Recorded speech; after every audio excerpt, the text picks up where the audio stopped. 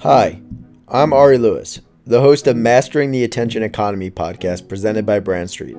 Brand Street is a community of operators building brands through creative, unpaid marketing and media.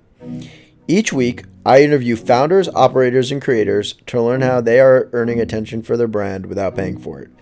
If you want to learn more about Brand Street, visit brandstreet.co. If you use the code LEWIS, LEWIS, you'll receive 20% off a yearly subscription to the community. This week's guest is Danny Miranda. Danny is a student of life. He runs the podcast, the Danny Miranda Podcast, and a weekly newsletter called Tuesday Treasure. In this episode, we discuss why he became a full-time content creator, his path to 25,000 podcast downloads, and embracing the content grind. I hope you enjoy this episode. Thank you, Ari, for having me. This is going to be a lot of fun. So I want to start off, you have an interesting career path. You were in e-commerce drop shipping, and then, pandemic hit, and you were not really sure what to do, decided to move back home, drop everything, and just start creating content. What spurred that decision? What spurred that decision was depression and the feeling of not knowing my path and that feeling of uncertainty. And when that happened, I moved back home a little bit before COVID hit and quarantine started, just as a time to think and reflect. And when quarantine hit, I made a decision to myself. I was depressed at that time, but I made a decision. Look, I have a choice right now. I can either use this time to get better, or I can go and spiral further down a hole, which I currently am in. So I made that decision, and I started to just build from there. And what led to it, what was the reason for creating content and starting to build, was just because I needed to get myself out of that hole. And it's so interesting that you say that, because I feel like the pandemic has definitely probably increased depression among Americans. There's something about being in a house or apartment for extended periods of time with limited, social interaction that is depressing. But you're living at home and seem like you're the happiest that you've ever been.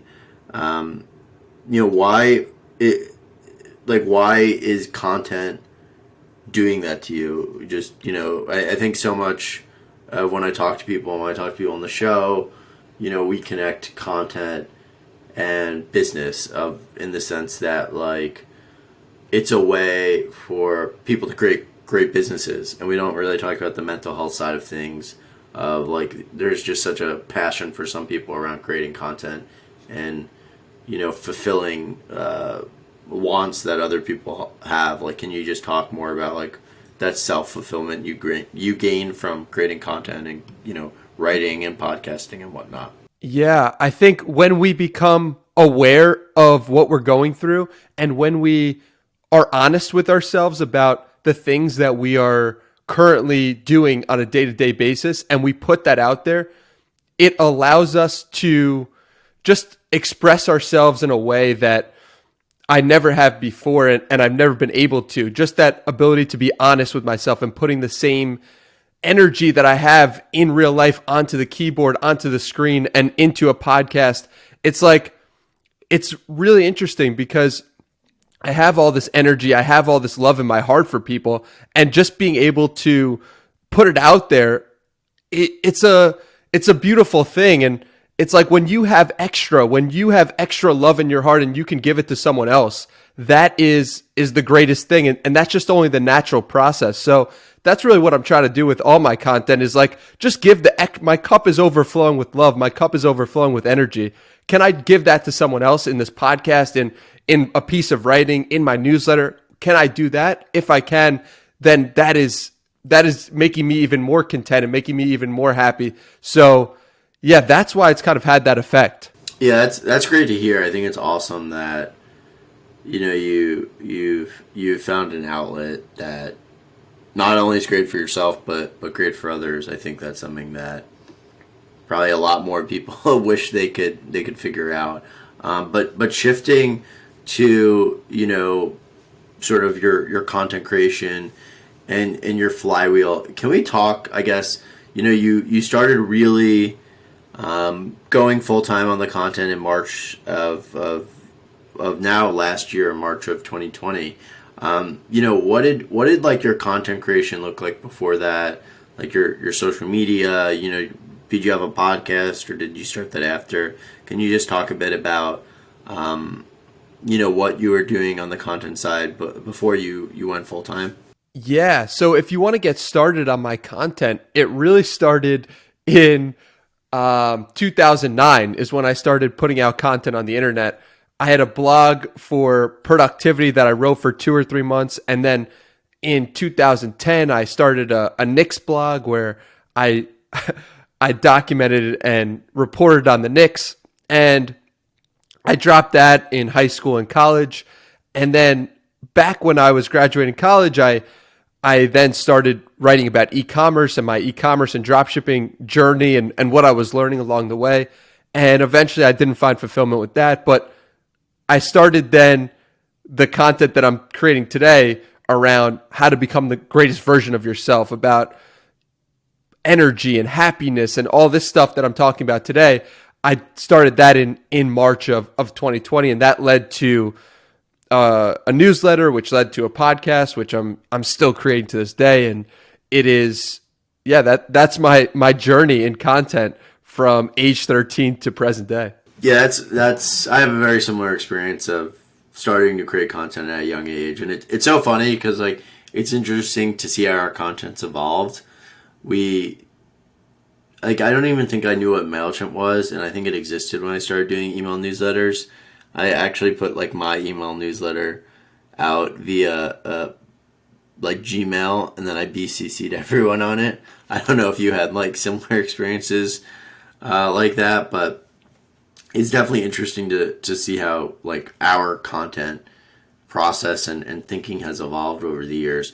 So one of the questions that I have as a follow up to that is you talk about being the best version of yourself. I feel like productivity is such a popular topic. It's always been a popular topic. How do you make sure that you stand out from the crowd that's out there? Like one of the things I think about that space is that there's definitely always, or at least there seems to always be opportunities in that space, but it's also so important to figure out how to position yourself so you're different than what else is out there. How do you think about being different from the other people who are doing that type of category? Yeah. So how I think about it is, and it hasn't really even been a conscious decision. It's just been, can I create more? And I think one example of this is very few people are putting out 3 podcasts a week. And I've done that now since September 23rd when I started my podcast. So I think that one thing that people have told me is that I've standed out in a crowded space by producing more. And I have this belief that quantity leads to quality, right? So if you just produce and produce and produce, eventually you're going to get better. You've recorded 50 podcast episodes, so obviously your 50th is better than your first. If you can compress that in a shorter window of time, then you're going to be in a better place. So it's like I've done 3 podcasts a week and released 3 a week. Sometimes I'll record 10 episodes in a week just because I enjoy doing it. I love talking to cool, interesting people like yourself. So that is kind of how I've stood out, is just by producing more and letting that flywheel go and learning and building and growing. So that's kind of how I think about it. That's an awesome answer, and I love that answer. So you talked about like podcasts as being a differentiator, and that podcast you're doing 3 times a week. What are the types of guests you interview on the podcast? Who listens to it? Can you talk more about that? Absolutely. So some of the previous guests include, Gary Vaynerchuk, which is a whole story in itself. I'll be having Navy SEAL Mark Devine on, which I'm really excited to talk to him, and maybe it'll be out by the time that you released this episode, and I'm having, copy blogger CEO Brian Clark, or former CEO and founder. So just people I've looked up to for a long time. I talk to a lot of writers. I talk to people who have pushed themselves athletically or physically or mentally.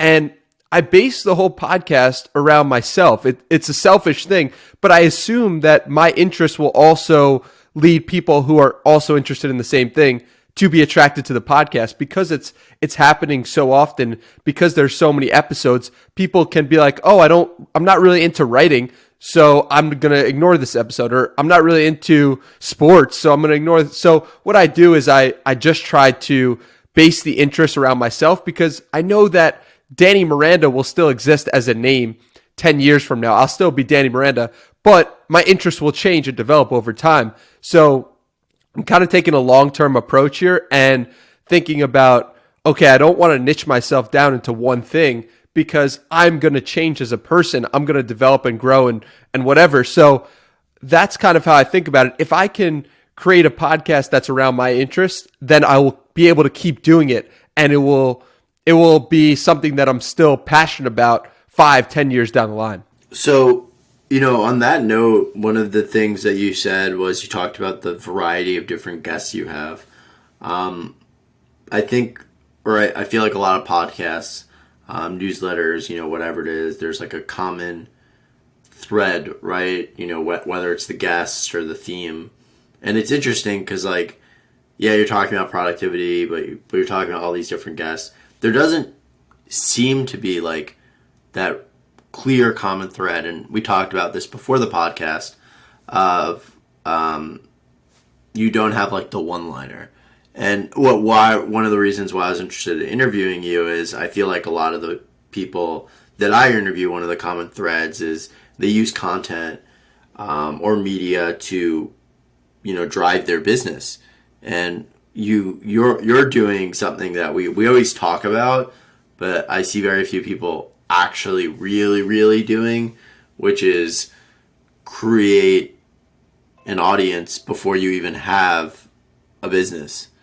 So can you, just talk about how you're thinking about, is that very intentional? Do you think that's going to get more developed as time goes on? Just talking about that common thread and sort of, that product side of things and business side of things, of where you see that going. Yeah, this is a conversation at the dinner table almost every night is, hey, Danny, when are you going to make money? Is what my parents always say. And they'll be laughing listening to this right now. And it's a good question, and it's a fair question. And I think that money will come to me. I think that if you build an audience, eventually the people who are in your audience will tell you, hey, this is what I want from you. This is what I would pay you to have. Or people and businesses will come to me and be like, this is really interesting what you built. Can you help us build something similar? I think that's the natural progression. I'm betting on myself that will be the natural progression. If I'm wrong, my parents will have a good laugh at me and I'll get a real job. And if I'm right, then I'll never have to do that. Well, I think that's what's so interesting, though, and something that, I guess you touched on, is when you start building content on the internet and you start developing your following, so many more opportunities come out of nowhere that you didn't know exist. I'm not looking for a job, and I've been offered a couple jobs since I started creating content. And I've been offered jobs and things that I never even thought to explore, but I guess it's now a skill set of mine because I've developed content. Have you had sort of these serendipitous moments that have occurred from creating content that you just never thought would happen? Have you had stuff like what's happened to me happen to you because you started creating content that, maybe it's not like you're making money from it, but these things that are other benefits of doing the newsletter, doing the podcast, doing Twitter? Yeah. I mean, talking to Gary Vaynerchuk for 30 minutes, one of my childhood heroes, before 3 months of the podcast had even gone by. I mean, that was just such a crazy moment for me and really instilled in me the power of putting yourself out there on the internet. I would have never been able to do that. That serendipity occurred. And I just put out, my dream podcast guest is Gary Vaynerchuk and 4 other people. And it led to him following me and then people saying, Gary, you should really go on Danny Miranda's podcast. So yeah, I mean, I can never predict stuff like that. And the serendipity is incredible. And I think it just continues to go.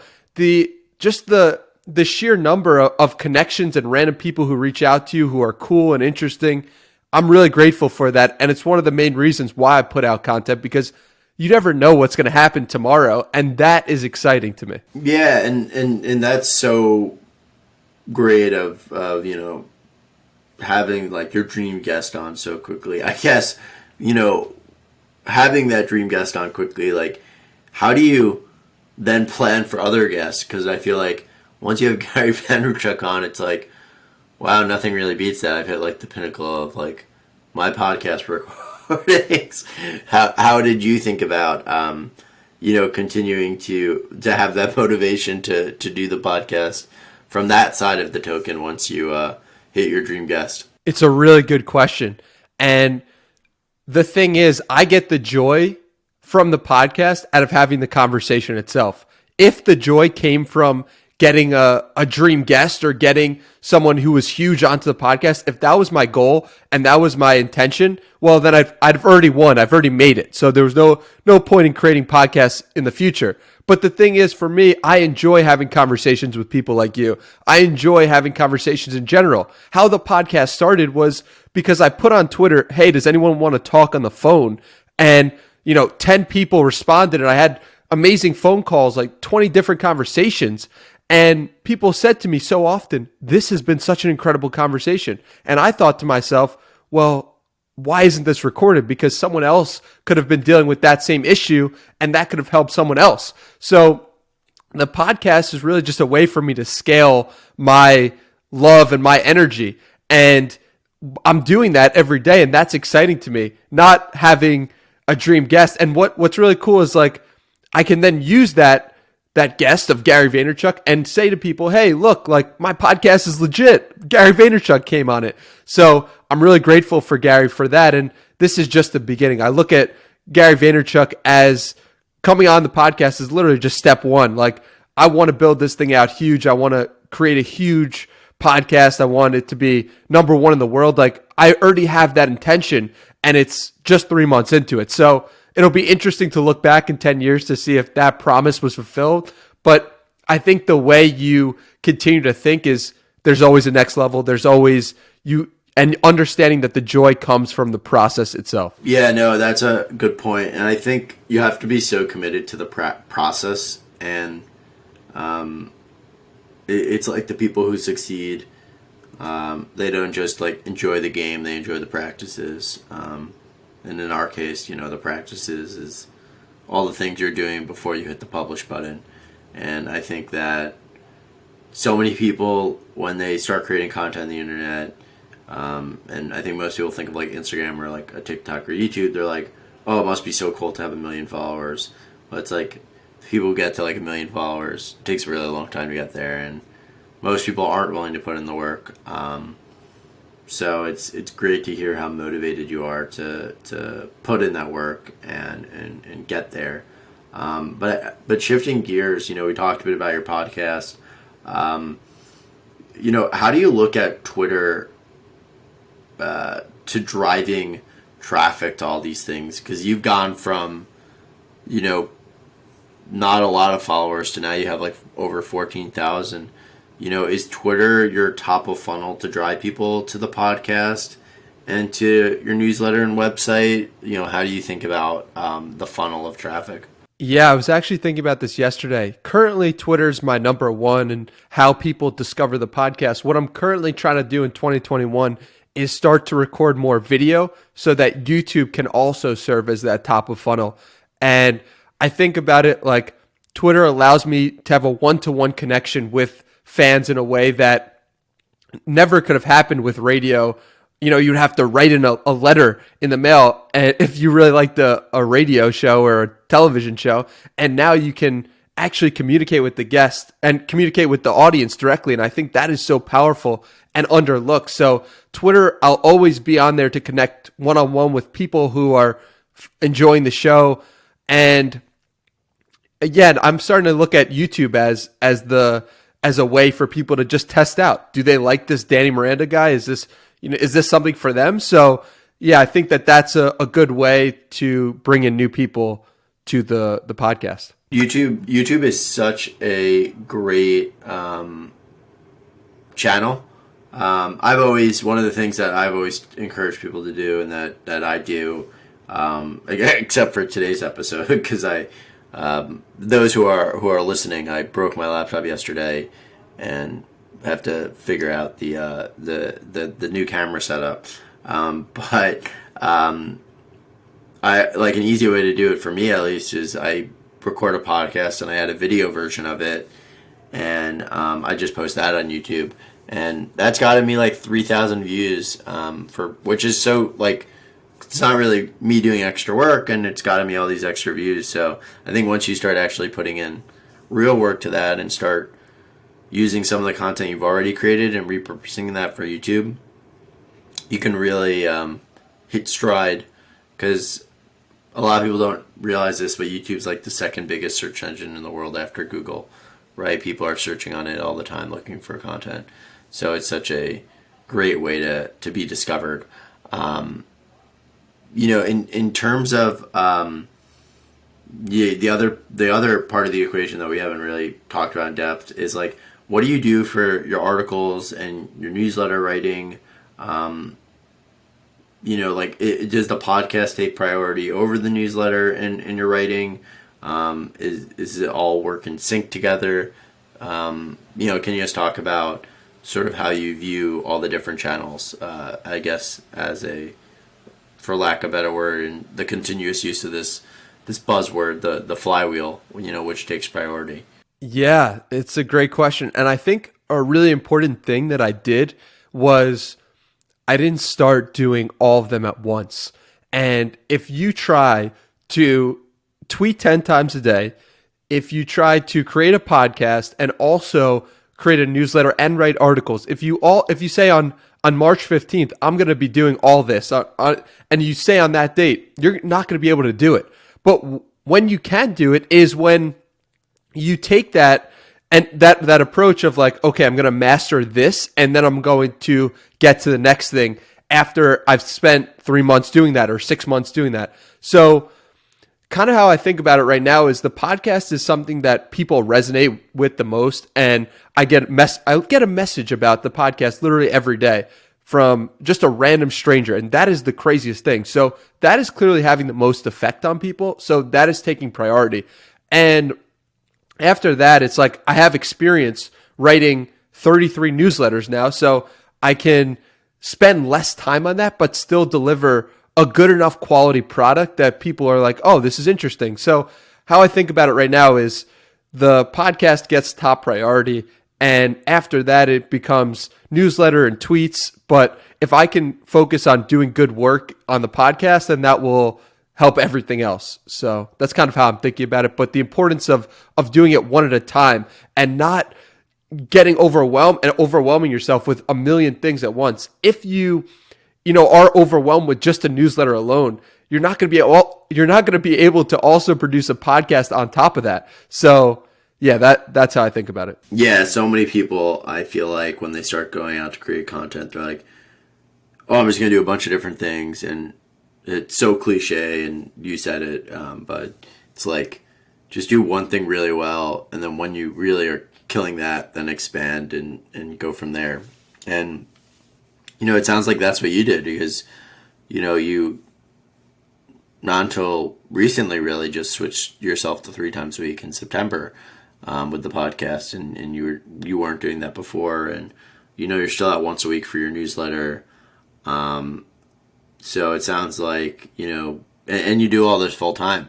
So it's not like you're writing, every day and doing newsletter every day, doing a podcast every day. So, you're sort of living proof of, focus on quality, people will come, and then you could begin to expand on the quantity of the content you're putting out. Absolutely. That's exactly how I think about it. But, as we begin to wrap things up, the question I always like to end with is, you've really been full-time in the content game since March. What's like one lesson or one takeaway that you'd want to tell the audience that you've learned from your experience? Love yourself. And it doesn't really have to do with content, but it is how I've managed to create so much content and how I've managed to put an authentic, real person out on the internet who, this is who I am. If you're listening to this is actually who I am. And for a long time, creating content in the past, I was creating as if I was someone else and putting a false persona on. And it was because I didn't love myself. And so once I started loving myself, then everything else took care of itself. All of the work didn't become work. It became just putting myself out on the internet. And that has been such a key driver. Any person listening to this, the one thing I recommend is just to love yourself as much as possible. And that could be literally just saying, I love myself over and over as like an affirmation, or it could be working out and doing the hard thing that you didn't want to do. If you do that over and over and over again, it will lead you to a higher version of yourself, and it will make you feel happy and also those around you happy. So my number one takeaway, number one lesson, love yourself. Yeah, it's a great takeaway. And it's funny because I don't think that, well, no, funny is the right word. I guess that's more of a phrase that I like to say. But I feel like so much of when I talk to people, they're really not talking about the mental health side of things and the grind that content is. So it's great to hear you sort of embrace it and show someone who is not bogged down by the content but loving the process, and it's really, and you've been open about it, bringing them out of depression. So that's really like a great lesson and great takeaway. But Danny, thanks so much for being on the podcast. Really appreciate it.